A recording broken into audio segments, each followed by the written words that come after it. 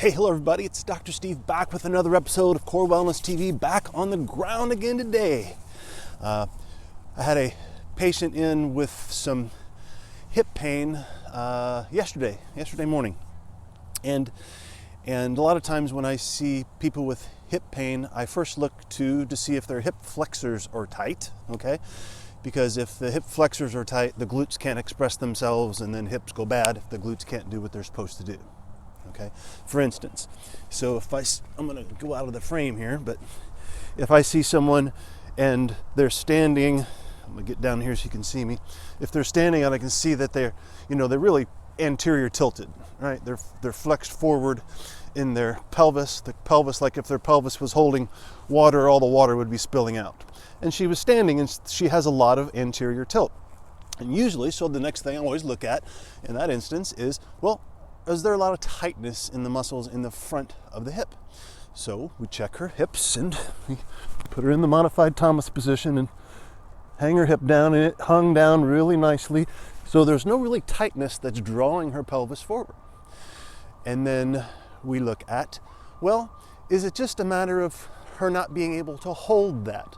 Does she not have the motor control ability to keep her pelvis from dipping forward? So this is the big check for everybody to do today, whether you have the motor control to keep your hips from tilting forward, okay? And we do a bridge. We bridge up and we slowly lift one leg. And if you can't hold, if you lift a leg and your pelvis drops, move this way so you can see.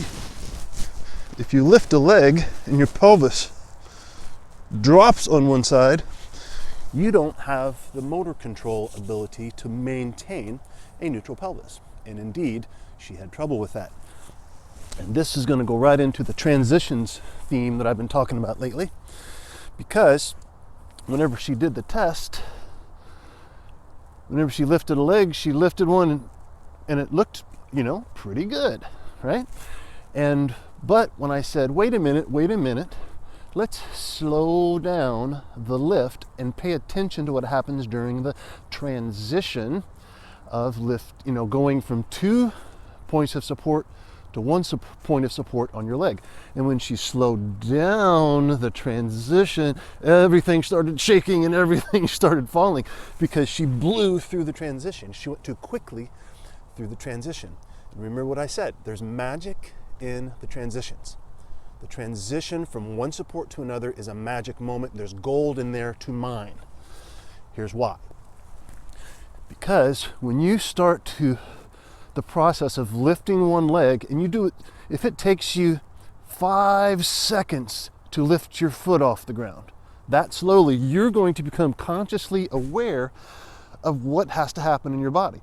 So as soon as I begin the process of lifting my left leg, I'm immediately feeling my left shoulder blade becomes a new point of support.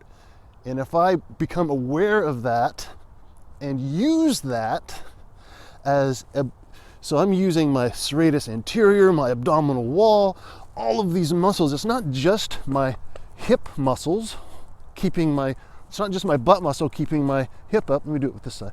It's not just my hip muscles working. Now, it's my opposite side lats, my serratus anterior. It's all the stuff from above is just as important for stabilizing your hips as the muscles around your hips.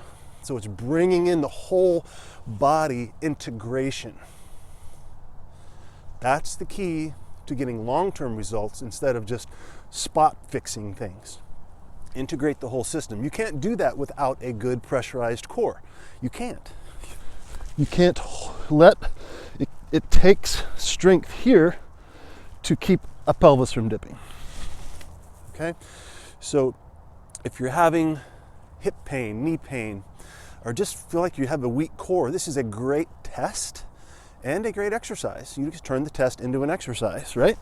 You bridge a little bit, slowly lift one leg, and a lot of times I'll use if you have a level, put a level or some kind of a stick right over your pelvis, over your pubic bone, and does it dip when you lift, or can you keep it completely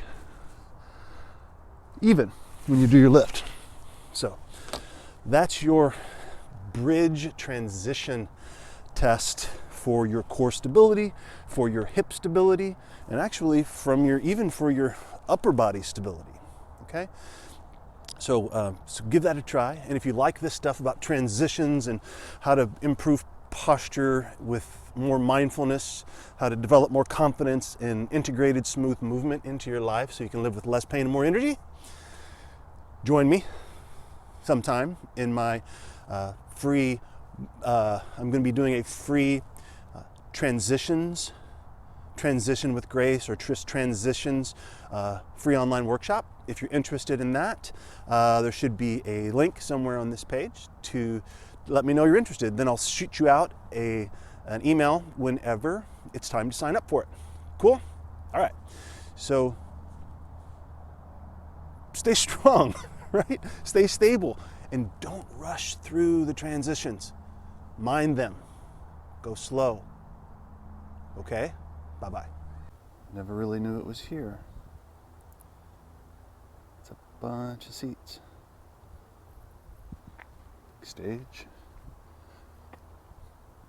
3 steps up.